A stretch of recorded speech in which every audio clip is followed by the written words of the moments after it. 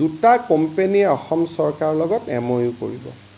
তেওঁলোকে পৰ্যায়ক্ৰমে অসমৰ কলেজ আৰু স্কুল বা ইঞ্জিনিয়াৰিং কলেজত জাপানীজ লেংগুৱেজ প্ৰৱৰ্তন কৰিব আৰু তেওঁলোকৰ পৰা জাপানৰ প্ৰফেছৰে আহি শিকাব অসমে তেওঁলোকক থকাৰ সুবিধা দিব লাগিব আৰু তেওঁলোকে শিকাব 9 মাহৰ কোৰ্স কৰাৰ পিছত শিক্ষাৰ্থীজনে ইয়াতে এটা এক্সামিনেশ্যন চেণ্টাৰ হ'ব জাপানৰ ওপৰত এক্সামিনেশ্যন চেণ্টাৰ আৰু তাক পাছ কৰাৰ পিছত তেওঁলোকক জাপানত নিশ্চিত চাকৰি দি লৈ যাব আৰু কোনোবাই যদি জাপানত যাব নোখোজে ভাৰতত যিবিলাক জাপানী কোম্পানী আহিছে সেই জাপানী কোম্পানী বিলাকত চাকৰি দিব কোনোবাই যদি বোলে মই ফ্যামিলি বা মই কিবা কাৰণত ভিসা নাপালো পাসপোৰ্ট নাপালো so there will be two options either they will be able to work in the Japanese company in India or Southeast Asia কোনোবা ভুটানত আছে কোনোবা বাংলাদেশত আছে কোনোবা মালদ্বীপত আছে তাতো কৰিব পাৰিব or they will be able to work in Japan so initially they have indicated 50,000 যে অসমীয়া লৰা ছোৱালী 50,000 তেওঁলোকে লৈ যাব পাৰিব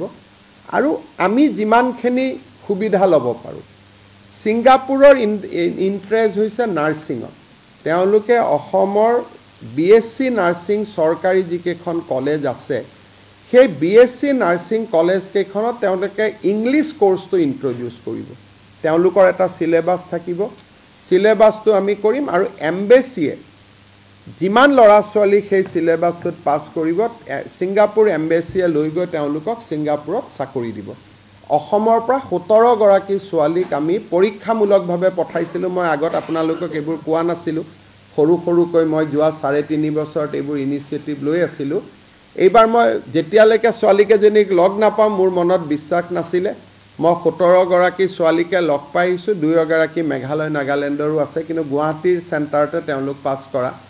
তেওঁলোকে মোক কৈছে যে দাদা চৰকাৰী চাকৰি এৰি আহিছো উই আৰ ভেৰি হ্যাপি আমি ইয়াত থাকিব খুজো তেওঁলোকক আমাৰ প্ৰবাসী অসমীয়া সকলৰ লগতো লগ লগাই দি আহিছো যাতে এটা সাপোৰ্ট সিস্টেমত থাকিব পাৰে